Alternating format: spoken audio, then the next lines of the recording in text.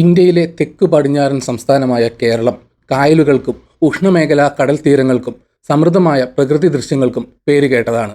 അതിൻ്റെ നിരവധി പ്രകൃതി നിധികളിൽ കണ്ടൽക്കാടുകൾ നിർണായകവും എന്നാൽ പലപ്പോഴും അവഗണിക്കപ്പെടുന്നതുമായ ആവാസ വ്യവസ്ഥയായി നിലകൊള്ളുന്നു. തീരപ്രദേശങ്ങളിൽ വ്യാപിച്ചു കിടക്കുന്ന കേരളത്തിലെ കണ്ടൽക്കാടുകൾ തീരദേശ സംരക്ഷണം, ജൈവ വൈവിധ്യ സംരക്ഷണം, കാർബൺ വേർതിരിച്ചെടുക്കൽ എന്നിവയുൾപ്പെടെ നിർണായക പാരിസ്ഥിതിക സേവനങ്ങൾ നൽകുന്നു. എന്നാൽ ഈ കണ്ടൽക്കാടുകൾ 10 ഇരട്ടിയായി വികസിക്കുകയാണെങ്കിൽ എന്ത് സംഭവിക്കും? അത്തരമൊരു വിപുലീകരണം പരിസ്ഥിതി, സമ്പദ് വ്യവസ്ഥ, സമൂഹം എന്നിവയിൽ ആഴത്തിലുള്ള പ്രത്യാഘാതങ്ങൾ ഉണ്ടാക്കും. ഈ വീഡിയോയിൽ പാരിസ്ഥിതികവും സാമൂഹികവും സാമ്പത്തികവും കാലാവസ്ഥയുമായി ബന്ധപ്പെട്ടതുമായ മാനങ്ങൾ കണക്കിലെടുത്ത് കേരളത്തിലെ കണ്ടൽക്കാടുകളിലെ വിപുലമായ വളർച്ചയുടെ സാധ്യതയുള്ള ഫലങ്ങൾ നമ്മൾ പര്യവേക്ഷണം ചെയ്യും. ഉഷ്ണമേഖല, ഉപോഷ്ണമേഖല പ്രദേശങ്ങളിലെ വേലിയേറ്റ മേഖലകളിൽ തഴച്ചു വളരുന്ന സവിശേഷമായ തീരദേശ ആവാസ വ്യവസ്ഥയാണ് കണ്ടൽക്കാടുകൾ. വിവിധ മത്സ്യങ്ങൾ, പക്ഷികൾ, മൊളസ്കുകൾ, ഉഭയജീവികൾ എന്നിവയുൾപ്പെടെ വൈവിധ്യമാർന്ന ഇനങ്ങളുടെ ആവാസ കേന്ദ്രമാണ് ഇവ. മരങ്ങൾ തന്നെ ഉപ്പുവെള്ളവുമായി പൊരുത്തപ്പെടുകയും പ്രത്യേക സംവിധാനങ്ങളിലൂടെ ഉപ്പ് ഫിൽട്ടർ ചെയ്യാൻ കഴിയുകയും ചെയ്യുന്നു. കണ്ടൽക്കാടുകൾ ഇനി പറയുന്നത് പോലുള്ള നിരവധി ആവാസ വ്യവസ്ഥാ സേവനങ്ങൾ നൽകുന്നു. അവയുടെ ഇടതൂർന്ന വേരുകൾ തീരപ്രദേശങ്ങളെ മണ്ണൊലിപ്പിൽ നിന്നും കൊടുങ്കാറ്റിൽ നിന്നും സംരക്ഷിക്കുന്നു. സുനാമികൾ, ചുഴലിക്കാറ്റുകൾ, സമുദ്രനിരപ്പ് ഉയരുന്നത് എന്നിവയ്ക്കെതിരായ സ്വാഭാവിക തടസ്സമായി ഇത് പ്രവർത്തിക്കുന്നു. ഈ ഗ്രഹത്തിലെ ഏറ്റവും ഫലപ്രദമായ കാർബൺ സിങ്കുകളിൽ ഒന്നാണ് കണ്ടൽക്കാടുകൾ. ഇത് വലിയ അളവിൽ കാർബൺ ഡയോക്സൈഡ് ആഗിരണം ചെയ്യുകയും അങ്ങനെ കാലാവസ്ഥാ വ്യതിയാനത്തിന്റെ പ്രത്യാഘാതങ്ങൾ ലഘൂകരിക്കുകയും ചെയ്യുന്നു. കണ്ടൽക്കാടുകൾ അവിശ്വസനീയമായ വൈവിധ്യമാർന്ന ജീവജാലങ്ങളെ പിന്തുണയ്ക്കുന്നു. അവയിൽ പലതും പ്രജനനം, ഭക്ഷണം, പാർപ്പിടം എന്നിവയ്ക്കായി സവിശേഷമായ ആവാസ വ്യവസ്ഥയെ ആശ്രയിക്കുന്നു. തടി, തേൻ, ഔഷധ സസ്യങ്ങൾ തുടങ്ങിയ വിഭവങ്ങൾക്കായി തീരദേശ സമൂഹങ്ങൾ കണ്ടൽക്കാടുകളെ ആശ്രയിക്കുന്നു. കേരളത്തിന്റെ സമ്പദ് വ്യവസ്ഥയുടെ അവിഭാജ്യ ഘടകമായ മത്സ്യബന്ധന വ്യവസായത്തെയും ഈ ആവാസ വ്യവസ്ഥ പിന്തുണയ്ക്കുന്നു. ഒരിക്കൽ വ്യാപകമായിരുന്ന കേരളത്തിലെ കണ്ടൽക്കാടുകൾ നഗരവൽക്കരണം, കൃഷി, വ്യാവസായിക പ്രവർത്തനങ്ങൾ, കയ്യേറ്റങ്ങൾ എന്നിവ കാരണം ഗണ്യമായി കുറഞ്ഞു. 2020 ഒരു പഠനമനുസരിച്ച് ഇന്ത്യയിലെ കണ്ടൽക്കാടുകൾക്ക് കീഴിലുള്ള മൊത്തം വിസ്തൃതിയുടെ 5.6% കേരളത്തിലെ കണ്ടൽക്കാടുകൾ. പാർപ്പിടം, അടിസ്ഥാന സൗകര്യങ്ങൾ, വ്യാവസായിക ആവശ്യങ്ങൾ എന്നിവയ്ക്കായി ഭൂമി വീണ്ടെടുത്തതിനാൽ ഈ വനങ്ങൾ ചുരുങ്ങി. എന്നിരുന്നാലും തീരത്ത് കണ്ടൽക്കാടുകൾ നട്ടുപിടിപ്പിക്കുക, നശിച്ച കണ്ടൽക്കാടുകൾ പുനഃസ്ഥാപിക്കുക തുടങ്ങിയ സംരംഭങ്ങളിലൂടെ കേരളം സമീപ വർഷങ്ങളിൽ കണ്ടൽക്കാടുകളുടെ സംരക്ഷണത്തിൽ മുന്നേറ്റം നടത്തിയിട്ടുണ്ട്. എന്നാൽ ഈ വനങ്ങൾ 10 ഇരട്ടി വിപുലീകരിക്കുന്നതിന് നയം, ആസൂത്രണം, ഭൂമി പരിപാലനം എന്നിവയിൽ വലിയ മാറ്റം ആവശ്യമാണ്. കണ്ടൽക്കാടുകൾ 10 മടങ്ങ് വികസിക്കുന്നതിന്റെ പാരിസ്ഥിതിക ആഘാതം. കേരളത്തിലെ കണ്ടൽക്കാടുകളുടെ എണ്ണത്തിൽ 10 മടങ്ങ് വർധനവുണ്ടാകുന്നതിന്റെ ഏറ്റവും വ്യക്തമായ അനന്തരഫലം ഈ ആവാസ വ്യവസ്ഥകൾ നൽകുന്ന പാരിസ്ഥിതിക നേട്ടങ്ങളുടെ വർധനവാണ്. വിപുലീകരണത്തിന്റെ തോത് നിരവധി പ്രധാന പാരിസ്ഥിതിക പ്രവർത്തനങ്ങളിൽ ഗണ്യമായ പുരോഗതിയിലേക്ക് നയിക്കുമെന്നതിൽ സംശയമില്ല. തീരദേശ മണ്ണൊലിപ്പിനെ പ്രതിരോധിക്കുന്ന സ്വാഭാവിക കോട്ടകളാണ് കണ്ടൽക്കാടുകൾ. അവയുടെ വേരുകൾ മണ്ണിനെ സ്ഥിരപ്പെടുത്തുകയും തരംഗ പ്രവർത്തനത്തിന്റെ ആഘാതം കുറയ്ക്കുകയും ചെയ്യുന്നു. കണ്ടൽക്കാടുകളുടെ 10 മടങ്ങ് വിപുലീകരണം തീരദേശ പ്രതിരോധശേഷി ഗണ്യമായി മെച്ചപ്പെടുത്തും. കാലാവസ്ഥാ വ്യതിയാനം മൂലം പതിവായി ഉണ്ടാകുന്ന സമുദ്രനിരപ്പ് ഉയരുന്നതിന്റെയും ചുഴലിക്കാറ്റുകൾ, കൊടുങ്കാറ്റുകൾ തുടങ്ങിയ തീവ്രമായ കാലാവസ്ഥാ സംഭവങ്ങളുടെയും പ്രത്യാഘാതങ്ങളിൽ നിന്ന് കൂടുതൽ കണ്ടൽക്കാടുകൾ കേരളത്തിന്റെ തീരപ്രദേശത്തെ സംരക്ഷിക്കും. ഇത് തീരദേശ വാസസ്ഥലങ്ങൾ വെള്ളപ്പൊക്കത്തിനും മണ്ണൊലിപ്പിനും ഇരയാകാനുള്ള സാധ്യത കുറയ്ക്കും. ഉദാഹരണത്തിന് 2018 കേരളത്തിലെ വെള്ളപ്പൊക്കം അടിസ്ഥാന സൗകര്യങ്ങൾക്ക് വ്യാപകമായ നാശവും ജീവഹാനിയും വരുത്തി. കണ്ടൽക്കാടുകളുടെ വ്യാപ്തി വികസിപ്പിക്കുന്നത് ഭാവിയിലെ സംഭവങ്ങളിൽ അത്തരം നാശനഷ്ടങ്ങൾ ലഘൂകരിക്കാൻ സാധ്യതയുണ്ട്. കാരണം അവയുടെ വേരുകൾ വരുന്ന തിരമാലകളുടെയും കൊടുങ്കാറ്റുകളുടെയും ഊർജം ഇല്ലാതാക്കാൻ സഹായിക്കുന്നു. കാർബൺ വേർതിരിക്കുന്നതിൽ കണ്ടൽക്കാടുകൾ വളരെ ഫലപ്രദമാണ്. ഉഷ്ണമേഖലാ മഴക്കാടുകളേക്കാൾ 4 ഇരട്ടി നിരക്കിൽ കണ്ടൽക്കാടുകളുടെ ആവാസ വ്യവസ്ഥ കാർബൺ സംഭരിക്കുന്നുവെന്ന് പഠനങ്ങൾ തെളിയിച്ചിട്ടുണ്ട്.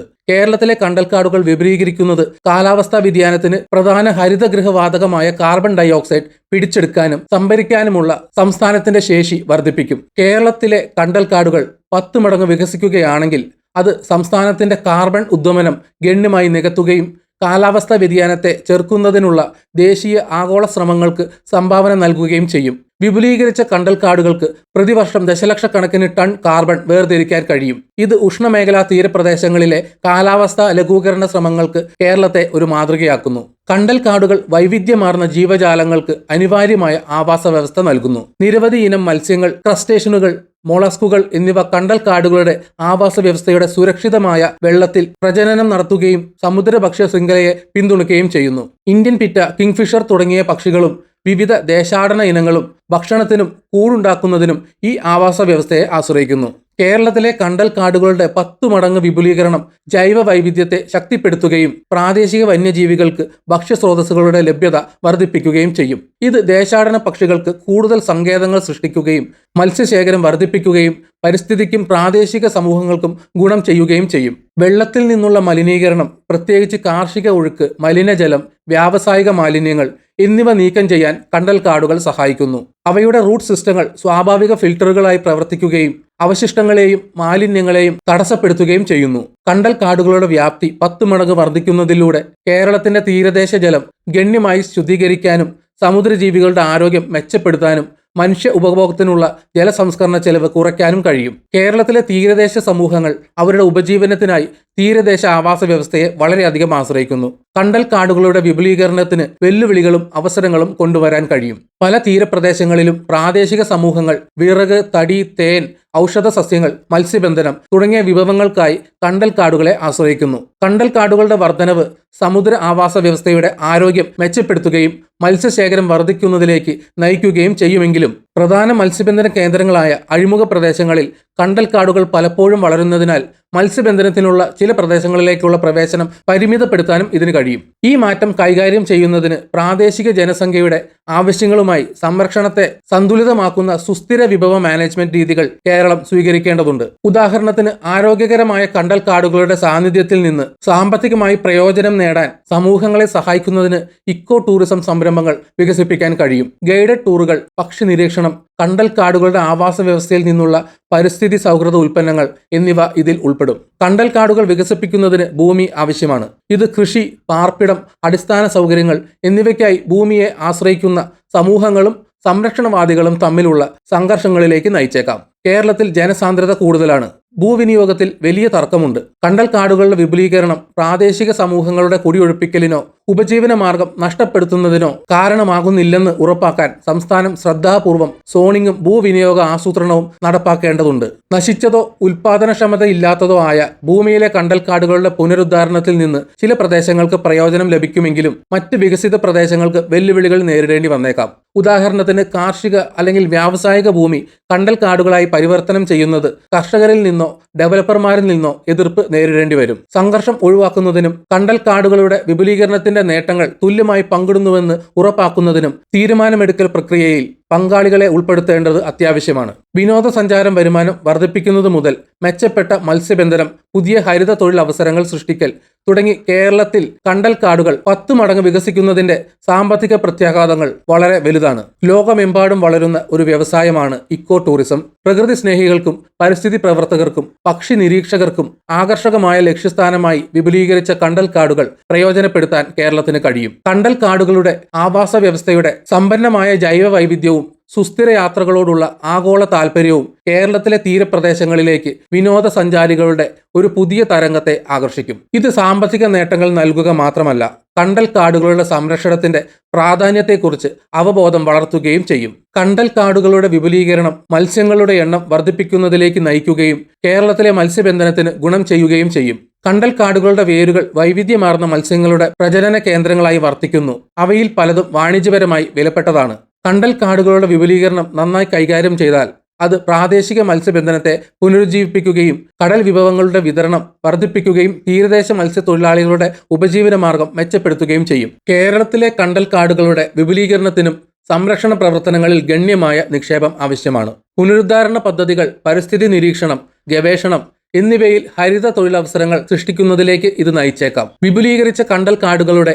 ആവാസ വ്യവസ്ഥയുടെ പാരിസ്ഥിതിക ചലനാത്മകത മനസ്സിലാക്കാൻ സർവകലാശാലകൾക്കും ഗവേഷണ സ്ഥാപനങ്ങൾക്കും പഠനങ്ങളിൽ ഏർപ്പെടാം. അതേസമയം പ്രാദേശിക NGOകൾക്കും സർക്കാർ ഏജൻസികൾക്കും സമൂഹത്തെ അടിസ്ഥാനമാക്കിയുള്ള സംരക്ഷണ ശ്രമങ്ങളിൽ തൊഴിലവസരങ്ങൾ നൽകാൻ കഴിയും. കേരളത്തിലെ കണ്ടൽക്കാടുകളുടെ വിപുലീകരണത്തിന്റെ നേട്ടങ്ങൾ വ്യക്തമാണെങ്കിലും ഇത്രയും വലിയ തോതിലുള്ള വിപുലീകരണം വിജയിക്കണമെങ്കിൽ നിരവധി വെല്ലുവിളികൾ അഭിമുഖീകരിക്കേണ്ടതുണ്ട്. ചൂടുള്ളതും ഉപ്പുവെള്ളവും ചില വേലിയേറ്റ രീതികളും ഉൾപ്പെടെയുള്ള പ്രത്യേക പാരിസ്ഥിതിക സാഹചര്യങ്ങളിൽ മാത്രമേ കണ്ടൽക്കാടുകൾക്ക് വളരാൻ കഴിയൂ. കണ്ടൽക്കാടുകൾ 10 ഇരട്ടി വികസിപ്പിക്കുന്നതിന് ഈ ആവാസ വ്യവസ്ഥകൾ എവിടെയാണ് ഏറ്റവും ഫലപ്രദമായി സ്ഥാപിക്കാൻ കഴിയുക എന്നതിനെക്കുറിച്ചും ശ്രദ്ധാപൂർവം പരിഗണിക്കേണ്ടതുണ്ട്. കൃഷിക്കോ നഗരവികസനത്തിനോ വേണ്ടി വളരെയധികം പരിഷ്കരിച്ച തീരപ്രദേശങ്ങൾ കണ്ടൽക്കാടുകളുടെ പുനരുദ്ധാരണത്തിന് അനുയോജ്യമല്ലായിരിക്കാം. അതിനാൽ ശരിയായ പാരിസ്ഥിതിക സാഹചര്യങ്ങളുള്ള പ്രദേശങ്ങൾ തിരിച്ചറിയുന്നത് ആവശ്യമാണ്. കണ്ടൽക്കാടുകൾ പുനഃസ്ഥാപിക്കുന്നതിനോ വിപുലീകരിക്കുന്നതിനോ ഗണ്യമായ സാമ്പത്തിക നിക്ഷേപം ആവശ്യമാണ്. വലിയ തോതിലുള്ള പുനരുദ്ധാരണ പദ്ധതികൾ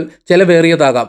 സർക്കാരിൽ നിന്നോ അന്താരാഷ്ട്ര ദാതാക്കളിൽ നിന്നോ സ്വകാര്യ സ്രോതസ്സുകളിൽ നിന്നോ ആവശ്യമായ ധനസഹായം നേടുന്നത് ഒരു വെല്ലുവിളിയാകാം. കൂടാതെ വിപുലീകരിച്ച വനങ്ങളുടെ ഫലപ്രദമായ നിരീക്ഷണത്തിനും പരിപാലനത്തിനും സുസ്ഥിരമായ വിഭവങ്ങൾ ആവശ്യമാണ്. വിജയകരമായ കണ്ടൽക്കാടുകളുടെ വിപുലീകരണത്തിന് പ്രാദേശിക, സംസ്ഥാന, ദേശീയ തലങ്ങളിൽ ശക്തമായ ഭരണവും വ്യക്തമായ നയങ്ങളും ആവശ്യമാണ്. അടിസ്ഥാന സൗകര്യ വികസനവും പരിസ്ഥിതി സംരക്ഷണവും സന്തുലിതമാക്കി വികസന ആസൂത്രണത്തിൽ കേരളം സംരക്ഷണത്തിന് മുൻഗണന നൽകേണ്ടതുണ്ട്. ഈ സന്തുലിതാവസ്ഥ കൈവരിക്കുന്നതിന് സർക്കാരും പ്രാദേശിക സമൂഹങ്ങളും NGOകളും തമ്മിലുള്ള സഹകരണ ശ്രമങ്ങൾ അനിവാര്യമാണ്. കേരളത്തിലെ കണ്ടൽക്കാടുകൾ 10 ഇരട്ടി വികസിപ്പിക്കുന്നത് സംസ്ഥാനത്തിന്റെ പരിസ്ഥിതിയിലും സമ്പദ് വ്യവസ്ഥയിലും സമൂഹത്തിലും പരിവർത്തനപരമായ പ്രത്യാഘാതങ്ങൾ ഉണ്ടാക്കും. തീരദേശ സംരക്ഷണവും ജൈവ വൈവിധ്യവും വർദ്ധിപ്പിക്കുന്നത് മുതൽ കാലാവസ്ഥാ വ്യതിയാനം ലഘൂകരിക്കുന്നതും പ്രാദേശിക ഉപജീവന മാർഗം മെച്ചപ്പെടുത്തുന്നതും വരെ അത്തരം വിപുലീകരണത്തിന്റെ നേട്ടങ്ങൾ വളരെ വലുതാണ്. എന്നിരുന്നാലും ഈ അഭിലാഷ ലക്ഷ്യം കൈവരിക്കുന്നതിന് ശ്രദ്ധാപൂർവം ആസൂത്രണം,